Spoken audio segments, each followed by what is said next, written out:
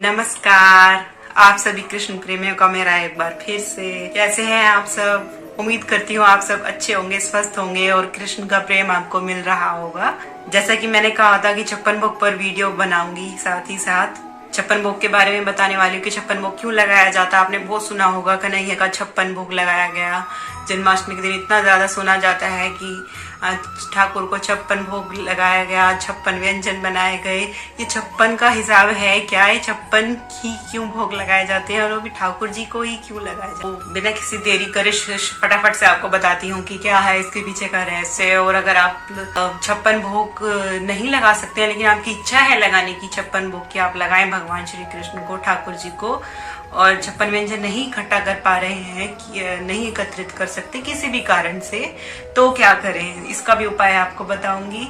तो चलिए फटाफट से बढ़ते हैं वीडियो की तरफ। और वीडियो देखने से पहले मेरे चैनल को सब्सक्राइब जरूर करें। अगर आप ठाकुर से प्रेम करते हैं, ठाकुर जी से अपने और भगवान श्री कृष्ण से दिल से प्रेम करते हैं तो मेरे चैनल को प्लीज जरूर सब्सक्राइब कर दीजिए। और वीडियो अच्छी लगे तो लाइक का बटन भी जरूर दबाएं और शेयर करें। ये जानकारी जिन लोगों को चाहिए, लगता है कि उनको भेजनी चाहिए तो भेजिए। इसी तरीके से मुझे प्रेम देते रहे और ठाकुर से प्रेम करते रहे।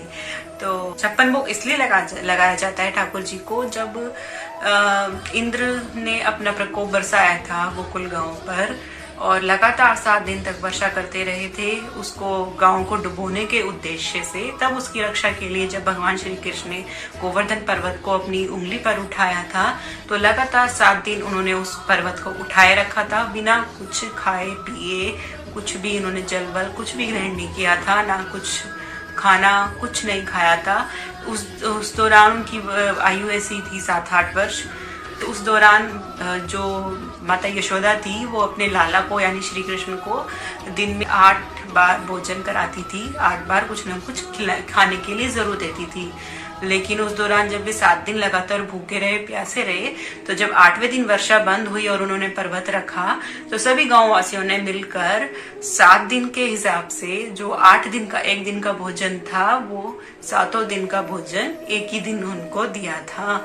यानी कि 7 गुना 8 यानी कि 56, 7 8 56। तो 56 भोग उनको इसलिए लगाया जाता है। तो ये है कहानी 56 भोग के पीछे की। बहुत से लोग गोवर्धन पूजा, जब आप देखते होंगे कि जब भागवत कथा होती है जिसमें गोवर्धन पूजा भी करी जाती है तो उसी दिन 56 भोग मंगाया जाता है, क्योंकि गोवर्धन पूजा में भी 56 भोग कई जगह लगाया जाता है।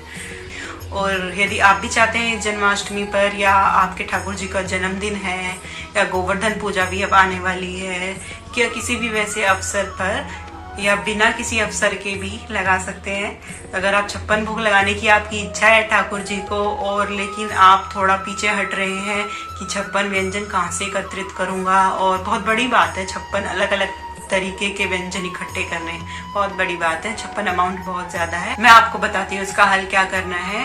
अगर आप 56 व्यंजन नहीं इकट्ठे कर सकते हो तो आप ऐसा कर सकते हैं, मैं बताती हूँ आपको। यानी कि आप 8 प्रकार के अलग 8 प्रकार के व्यंजन ले, अलग अलग व्यंजन।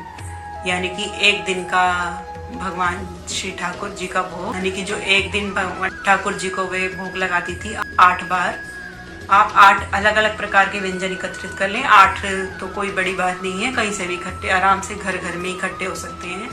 उन 8 प्रकार के व्यंजन को 7 अलग अलग कटोरी में रखें। मतलब जैसे एक व्यंजन लिया कुछ भी, उसको 7 कटोरी में कर लिया, दूसरा व्यंजन लिया उसको सभी 7 कटोरी में कर लिया, तीसरा लिया उसको भी 7 कटोरी में कर लिया। ऐसे ऐसे करके आपके 56 वो व्यंजन तैयार हो जाएंगे। इस तरीके से क्या होगा, आपके 56 व्यंजन भी इकट्ठे हो जाएंगे। ऐसे माना जा सकता है कि आपने एक दिन तो ठाकुर को अलग अलग सारी चीजें खिलाई, फिर अगले दिन वही चीजें अलग अलग खिलाई, तो ऐसे करके भगवान उसको 56 व्यंजन की तरह ही स्वीकार करते हैं अगर आप उनको प्रेम से ही दें तो आप ऐसा कर सकते हैं। इस जन्माष्टमी पर आप ये ऐसा कर सकते हैं। मैंने एक आपको नया सॉल्यूशन दिया है, आप करके देखिए।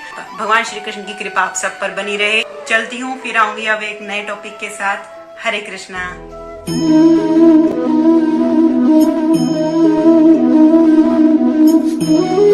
you.